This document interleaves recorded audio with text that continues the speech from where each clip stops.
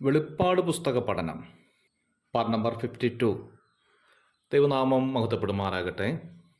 വെളിപ്പാട് പുസ്തകം 16-ാം അധ്യായത്തിൽ നിന്നുള്ള ചില കാര്യങ്ങളായിരുന്നു കഴിഞ്ഞ ക്ലാസ്സിൽ നാം ചിന്തിച്ചുകൊണ്ടിരുന്നത്.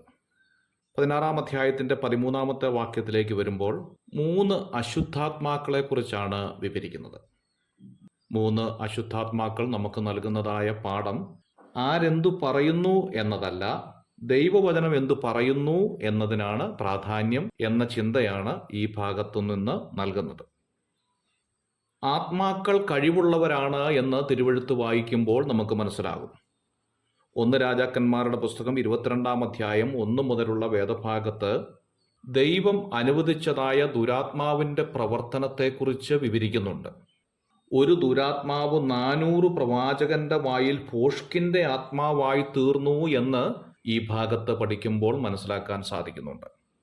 1 രാജാക്കന്മാരുടെ പുസ്തകം 22-ാം അധ്യായം 2ഉം 3ഉം വാക്യങ്ങൾ വായിക്കുമ്പോൾ യഹൂദ രാജാവും ഇസ്രായേലിലെ ആഹാബ് രാജാവും തമ്മിലുള്ള ഒരു സംഭാഷണമാണ് ഈ ഭാഗത്ത് കാണുന്നത്. ഇസ്രായേൽ രാജാവ് ഗിലിയാദിലെ രാമോത്ത് പിടിച്ചെടുക്കുവാനുള്ള ആലോചനയോടുള്ള ബന്ധത്തിൽ നടക്കുന്ന കാര്യമാണ് ഇവിടെ വിവരിക്കുന്നത്. യഹൂദ രാജാവായ യഹോശാഫാത്തിനോട് നീയും എന്നോടുകൂടി രാമോത്തിലേക്ക് പോരുമോ എന്ന് ചോദിച്ചതിന് ഞാൻ തയ്യാറാണ് എന്ന് രാജാവ് അറിയിക്കുകയാണ്. ഇസ്രായേലിന്റെ രാജാവിനോട് യഹോശാഫാത്ത് ദൈവത്തിൻ്റെ അരുളപ്പാട് ചോദിക്കാനായി ആലോചന പറയുകയാണ്.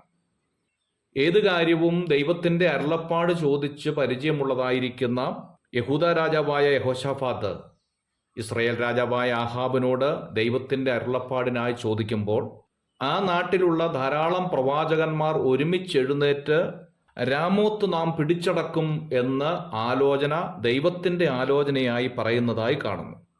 ഇസ്രായേൽ രാജാവ് 400 പ്രവാചകന്മാരെ കൂട്ടിവരുത്തി. അവരെല്ലാം ഒരു വാക്കായി പോകാൻ ദൈവത്തിൻ്റെ ആലോചന എന്നവണ്ണം രാജാവിനോട് അറിയിക്കുകയാണ്.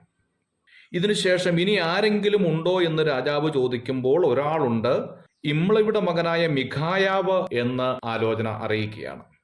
മിഖായാവിനെ ഉടനെ തന്നെ ഷണ്ഡനെ അയച്ച് വിളിച്ചു വരുത്തി. മിഖായാവിനെ കൂട്ടാനായി പോയ ആൾക്കാർ മിഖായാവിനോട് പറയുകയാണ്, ദൈവത്തിൻ്റെ ആലോചന എന്നവണ്ണം രാജാവ് യുദ്ധത്തിന് പോകാനാണ് 400 പ്രവാചകന്മാർ ആലോചന പറഞ്ഞിരിക്കുന്നത്, അതിനെതിരായി നീ ഒന്നും പറയരുത് എന്ന് പറയുകയാണ്. മിഖായാവ് അതിന് ഉത്തരമായി അവരോട് പറയുന്നത് ദൈവത്തിൻ്റെ ആലോചന ഞാൻ അറിയിക്കാം എന്ന് പറയുകയാണ്. എന്നാൽ 400 പ്രവാചകന്മാർ പറഞ്ഞതിനെതിരായി ദൈവത്തിൻ്റെ ആലോചന എന്നവണ്ണം മിഖായാവ് പറഞ്ഞപ്പോൾ രാജാവിന് മിഖായാവിനോട് ദേഷ്യമുണ്ടാകുകയും മിഖായാവിനെ തടവിലാക്കി ഞെരുക്കത്തിൻ്റെ വെള്ളവും അപ്പവും കൊടുക്കുന്നതായി രേഖപ്പെടുത്തിയിരിക്കുന്നു. ദൈവം ചിലപ്പോൾ ചിലത് നമ്മുടെ ജീവിതത്തിൽ അനുവദിക്കും എന്നുള്ളതാണ്. സത്യത്തിന് വേണ്ടി നിൽക്കുകയും നീതിക്ക് വേണ്ടി പ്രവർത്തിക്കുകയും ചെയ്യുമ്പോൾ എന്തുകൊണ്ടാണ് ചിലപ്പോൾ നാം സമൂഹത്തിൽ ഒറ്റപ്പെട്ടു പോകുന്നതും ദുഃഖത്തിലേക്ക് മാറിപ്പോകുന്നതും എന്ന ചോദ്യം നമ്മുടെ മനസ്സിനോട് 100 വട്ടം ചോദിച്ചിട്ടുണ്ടായിരിക്കാം. നമ്മുടെ ജീവിതത്തിൽ ചിലപ്പോൾ ദൈവം ചില പ്രയാസങ്ങൾ അനുവദിക്കും എന്നുള്ളതാണ്. മിഖായാവ് സത്യം മാത്രമാണ് പറഞ്ഞത്, ദൈവത്തിൻ്റെ ആലോചന മാത്രമാണ് അറിയിച്ചത് എങ്കിലും താൻ തടവിലാക്കപ്പെടുകയും ഞെരുക്കത്തിൻ്റെ അപ്പവും വെള്ളവും കഴിക്കേണ്ടതായി വന്നു. മറ്റ് 400 പ്രവാചകന്മാർ പറഞ്ഞ കൂട്ടത്തിൽ 401-ാമനായി പറഞ്ഞിരുന്നെങ്കിൽ തനിക്ക് ഈ പ്രതിസന്ധി അനുഭവിക്കേണ്ടി വരികയില്ലായിരുന്നു എന്നുള്ളതൊരു വാസ്തവമാണ്.